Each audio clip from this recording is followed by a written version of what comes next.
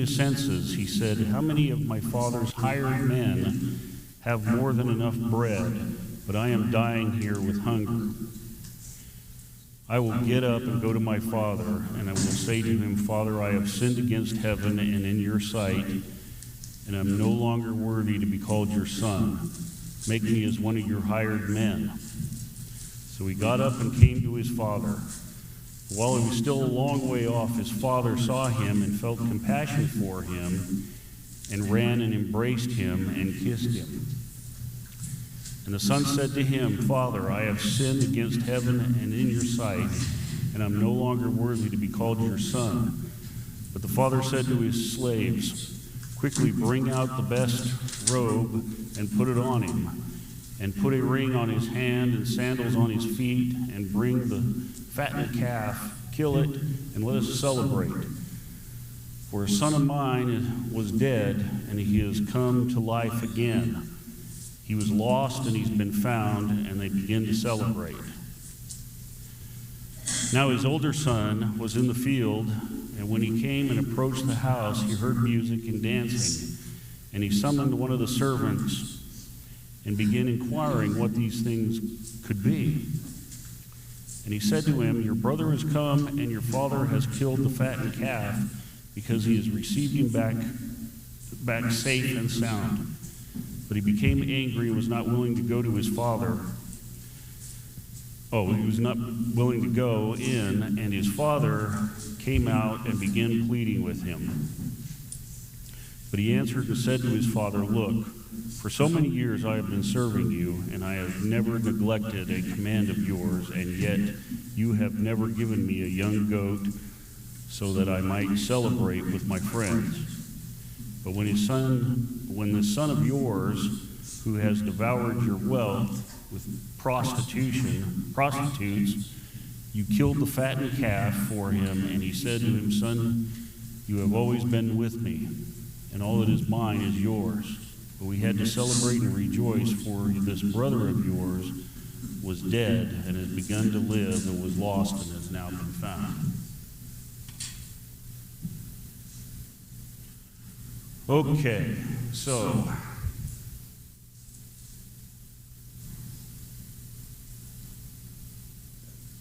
the prodigal son. This is probably, the most well-known, could it be labeled as one of the most well-known parables that Jesus taught? So what we'll do is we'll kind of break this down a little bit, and then we'll get into the text from the book Lost and Found, because this lesson is titled "Lost Son," of course. So, lost and found, lost sheep, lost coin, lost son. All right. Now, has anybody ever heard this parable being called the pearl and crown of all parables? Yeah, it's the first time I've heard it too.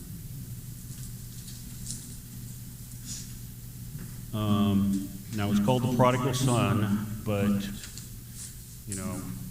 because, most of the attention is given to the son and what he did. But, you could probably attach a title on here as the loving father, because of the way the father responded when he came back. Okay, and also, what does this parable signify? When you think of it in terms of the loving father, God welcoming back his lost son. Not son as in Jesus, but son, children, child, as it may be. Okay? So, it shows the love of the Father, but it also, reveals the heart of his other son who was very unforgiving. He did not want to partake in this celebration. So kind of breaking it down. So he departs from home. The younger son asks for his inheritance, or his wealth, or what was that portion of his father's wealth that was his, or rightfully his. And according to in Deuteronomy chapter 21, verse 17, the law of Moses, the eldest son received a double portion. Since there was two sons, the younger son would receive 1/3. Okay, so he was the younger son. So he gets a 1/3 of the inheritance. So he wanted to just get away. He wanted to be away from, the oversight of his parents, if you will, and go live out on his own. I can kind of relate to that. When I was 17, not even 18 yet, I had a choice because my dad was my dad was elderly, I guess you could say. He was already retired at 65 and collecting Social Security, and there was a program within the Social Security, there is a program where, I could have school paid for, or some kind of stipend or something like that, I don't remember. But the terms of it was I'd still have to live under the house, in the house. And I did not want to, well, one, I didn't want to go to school anymore. I was tired of that. But I didn't want to live under my parents' house anymore. So I joined the Marine Corps, and there I went.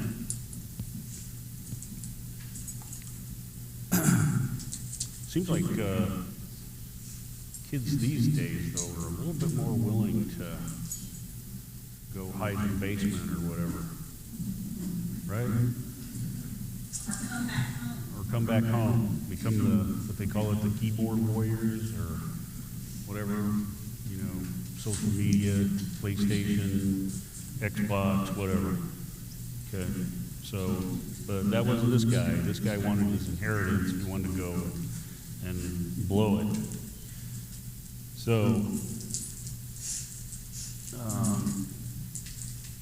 So he goes, he lives in another country, as it describes, and then he takes and wastes away his possessions. And then, to make matters worse, wherever he was at, gets struck with a famine. All right? So, in desperation, he looks for employment or whatever, and allows himself to be hired on to feed pigs. Okay? Now that's quite significant when you think about the audience that Jesus was telling this parable to, and the Hebrews.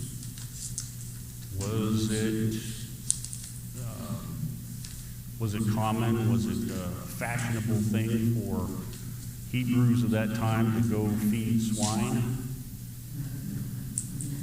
Yes, they were unclean animals. They weren't even supposed to be around. So,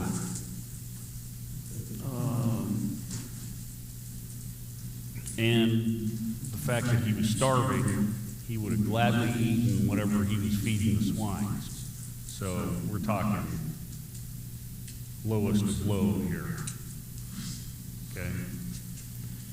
Then he finally comes to his senses, and then he thinks about his father's servants, or, even in this particular version, New American Standard says his slaves, but, in modern terms, we just say, probably just the people that work for him, okay?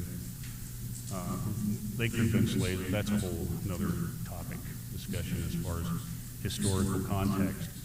But he thinks about how well his father was taking care of his servants. Okay? So he said that, I'm going to go home, I'm going to confess my sins, and I'm going to ask to just be like one of my father's servants. I'll be one of my father's servants, because at least I know I'll be fed and taken care of. So when he returned home,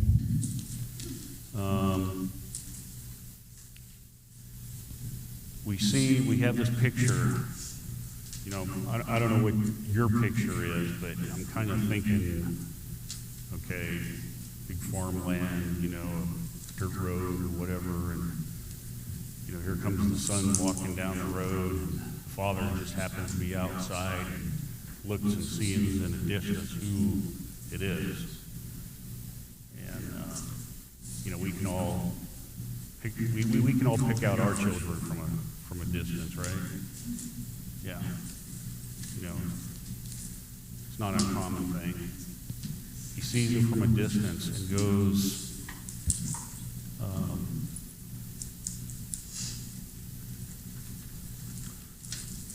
and runs toward him, throws his arms around him. It says throws his arms, some versions say it throws his arms around his neck.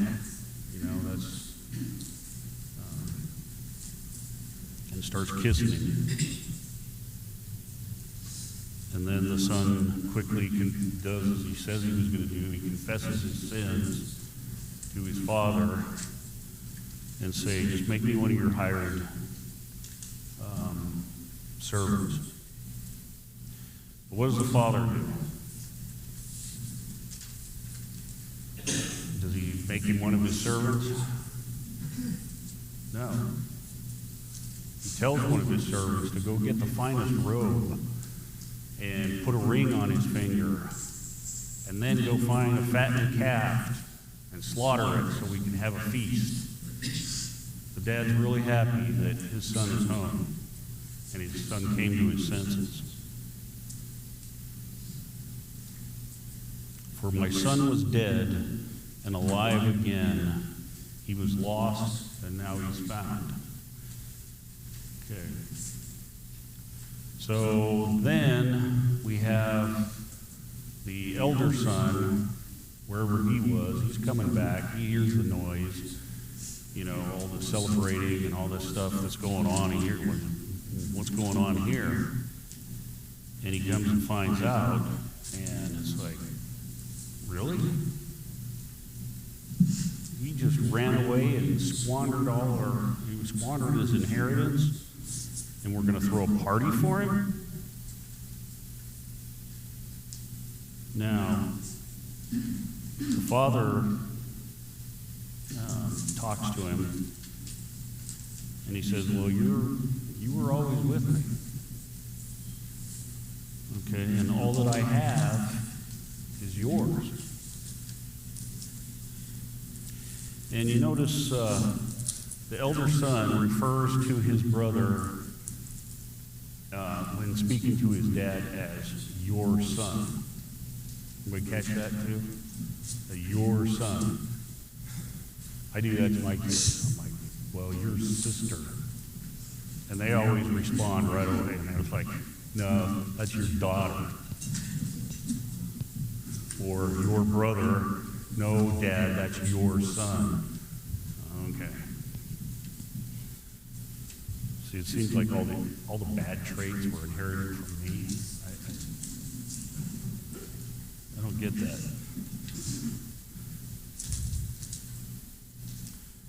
So then, the father responds the same way. So the elder son says, your son did this, this, this, and this. And then the father comes back and says, your brother, refers to him as your brother, was dead and alive again, was lost and found.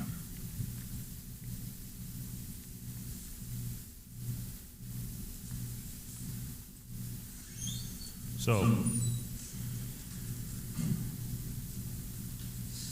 it's pretty easy to see the symbolism of this parable. The Father, of course, as we said earlier, Father symbolizes our Heavenly Father. Okay, and the prodigal son coming home represents the repentant sinner. Okay, and the elder brother probably, because of remember the audience that Jesus is teaching to, okay? Go back here, just what we talked about last week, where Jesus was having supper with sinners and tax collectors. Just like how that was broken out. You got sinners and then you got tax collectors, which is probably, well, sinners are here, tax collectors are right here, or down here, however you want to look at it. But it was the Pharisees and the scribes that were making these comments, which prompted the Lord to teach these parables. So it stands to reason that the elder brother does whatever, represent those Pharisees and the scribes and their attitude. Hey, I've been here the whole time.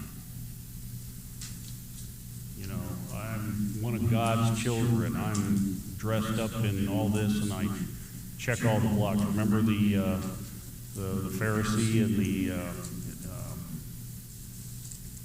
Pharisee and the publican and their prayers? I'm glad I'm not like this guy. And then the publican says, I am the sinner. Some of the older translations say a sinner. But I learned a few years ago that some of the older manuscripts say the sinner, because that publican didn't even recognize anybody else as a sinner, just himself.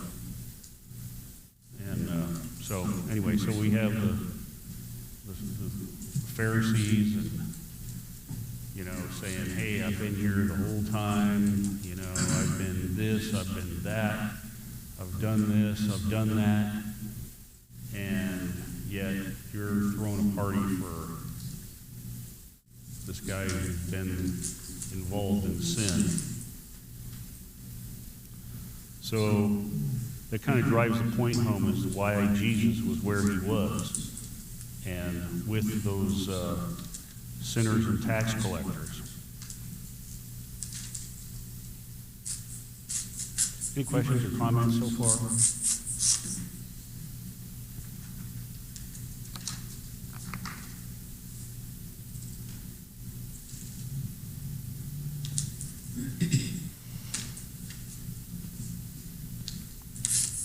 Okay. Now we'll go over some points of the handout.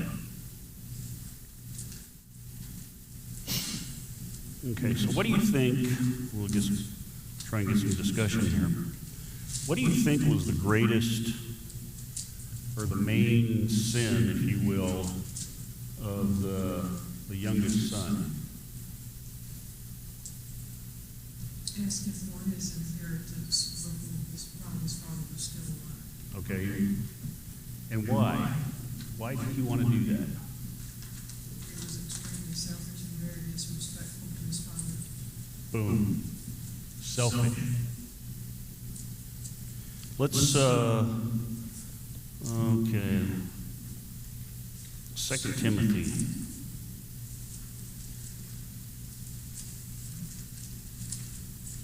2 Timothy chapter 3. Starting in verse 1.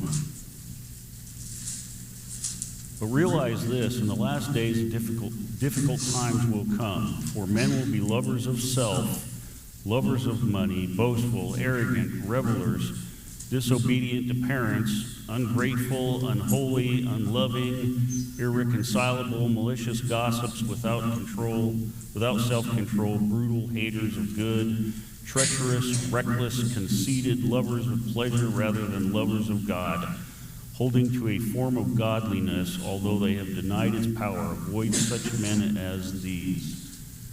So what was first on that list?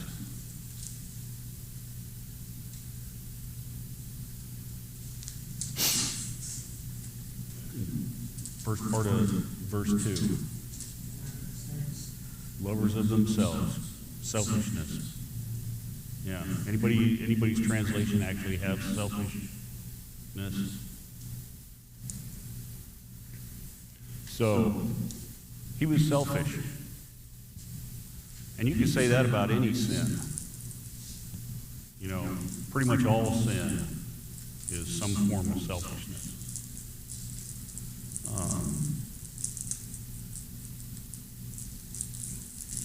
You know, one of the things that, was everybody here Wednesday night to listen to my babble for like an hour? Something I was going to mention that I didn't was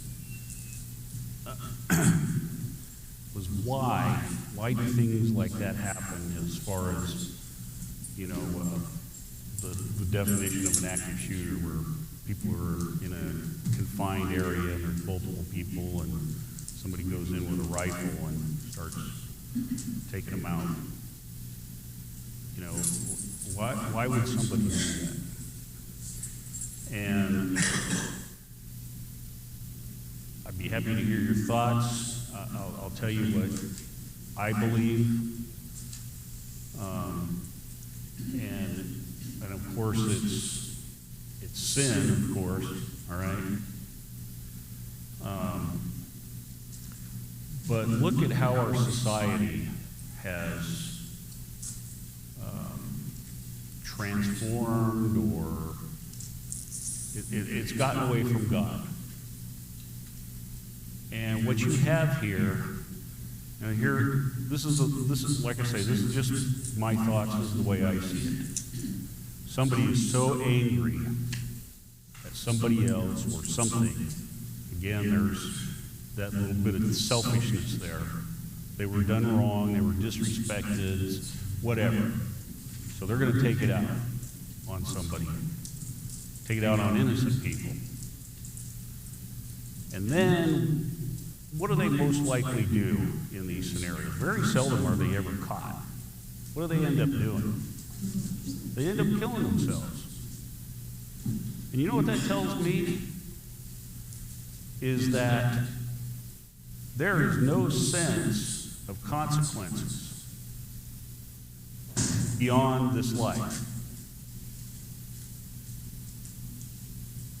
So this person could go up and he can shoot up a room and he thinks he's going to avoid prosecution or avoid consequences by taking his own life.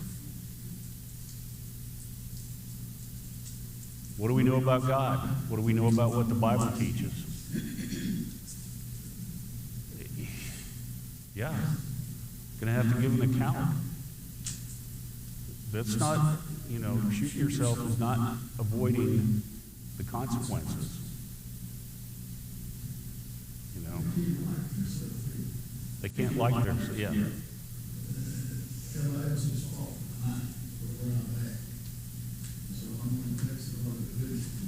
Yep. And again, that's selfishness. So, again, going back to the prodigal son, you know, his problem was he was selfish. You know, he wanted to do what he wanted to do. You know, the other son, you know, was staying home, doing what he had to, helping his father out.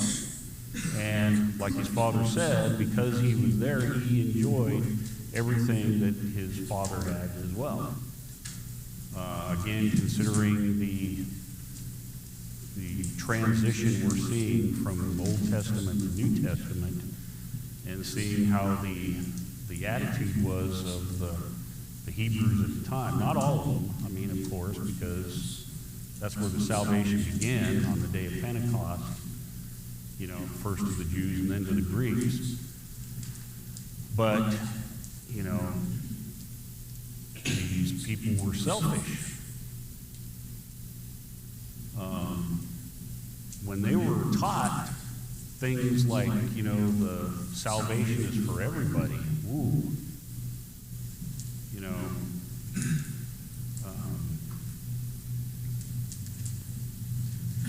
the workers in the field is another good parable example here, where the ones that come later in the day and only have to work for a couple hours get paid the same as the ones that started the day out. Again, the ones that started the day out are representative of the Jews, and then the ones that come on later most likely represent the Gentiles, but they get the same reward. And the Jewish leaders at that time didn't want to hear that.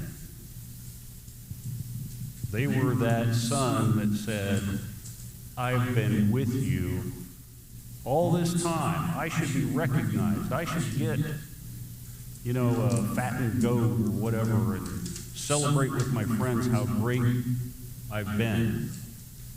But yet you're going to throw a party for the one who went and blew his inheritance.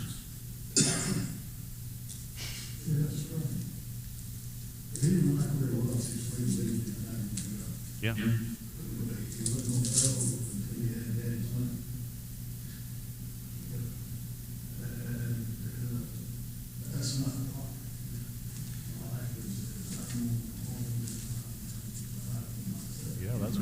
That's a good point right there.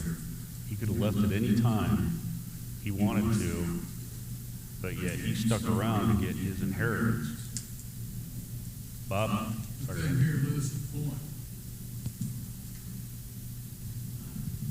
I couldn't hear Lewis's point. Oh, he said it was kind of strange that, you know, he was like that because he stayed. He could have gone. He could have left any time he wanted to, but yet he stuck around because he knew that inheritance was waiting for him.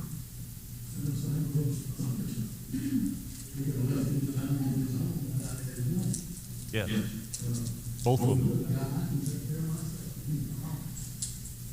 But they needed Daddy's money to, and he didn't even do it to survive. He just wasted it on pleasure. So, yeah. Selfishness. So you could say selfishness on both sons.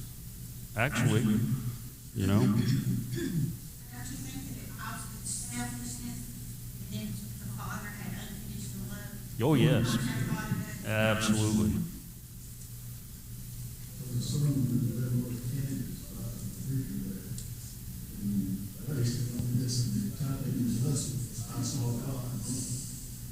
Oh, yes.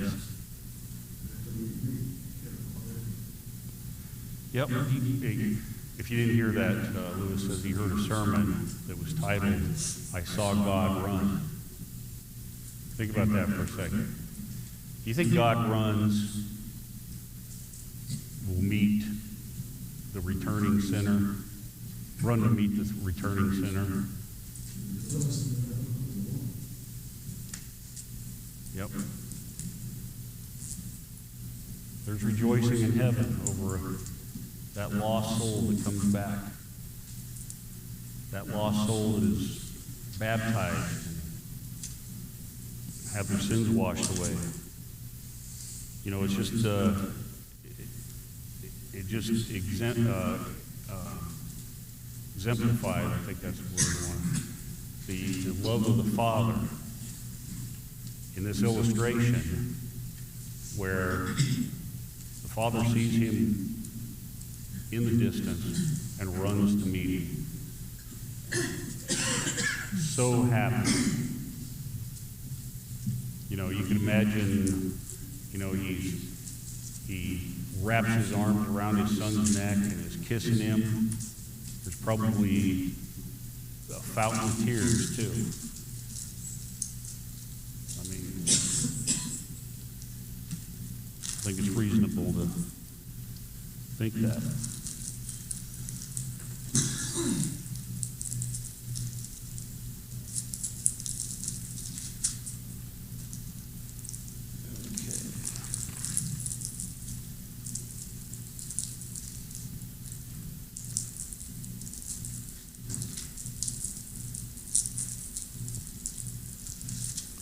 So what do you think of the realization that the younger son made? You know, once he was as low as he could be, you know, feeding the swine and even willing to eat the same things, eat the slop that was given to the swine because he was starving. He made a realization that, hey, you know, my father's servants got everything that they need. But he said specifically, you know, they have all the bread that they want. But, and then he says, I've sinned. I'm going to go and tell my father I have sinned and that I want to be his servant. Now just put it in that little phrase right there. I have sinned. I want to come back and be your servant. What does that teach us? Don't you think he knew he would be welcomed back with love? Yeah. That's a good point. I mean, everybody hear that? He thought he would be welcomed back with love. He counted on it. I mean, do we count on our Father welcoming us back with love? I think a lot of the lesson is just no matter what you do or how far you go, you can always repent and come back. I think it's one of the lessons. Yeah. You can always, no matter how far, how low you get, you can always repent and come back. You know, a funny illustration here. I like illustrations. Some people don't. Some people don't like illustrations. I don't know why. I mean, Jesus taught illustrations, right? We're talking about one right now. Okay, so here's this old couple. All right, I'm old. So anyway, so they're way down, and they're way far in their years, and the husband pulls out the old truck that he's had forever. You know, decides to get it running again. You know, not a ground up restoration, but he just fixes it up to where it'll drive again. And so he puts it all back together, gets the engine running, and him and his wife get in the truck, and they're going down the road, and you know, he's driving, the wife's sitting over in the passenger side, and she says, "Wow, this brings back the memories. You know, do you remember when I used to sit in the middle and have my arm around you as we went out to get a hamburger or go see a movie, or when we were dating?" And she says, "Man, I really miss that. I really miss being there, and really miss, riding along in the middle." And he's driving along, and he looks at her, and he says, "Well, I haven't moved." And the point is that, God doesn't work his way from us. He's right where he always is. We work our way from him. You know, we work our way from him. We go out like that prodigal son. We get down as far in the dirt as possible or whatever. And he's still there right where he was, waiting for us to come back. You know, so again, it's our selfishness that pushes us away from God, and it's his love and his patience that sends him running back to us to meet us on when we go back home. And let's never forget that.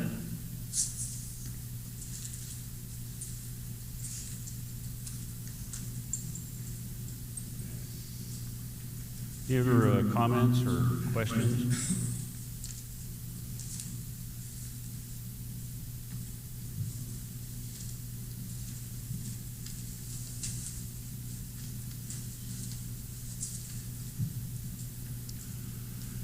Okay, well, I think that pretty much concludes it for today. So we've got some extra minutes to do some fellowship and talk and not listen to me for it's been about an hour and a half straight, count Wednesday. No?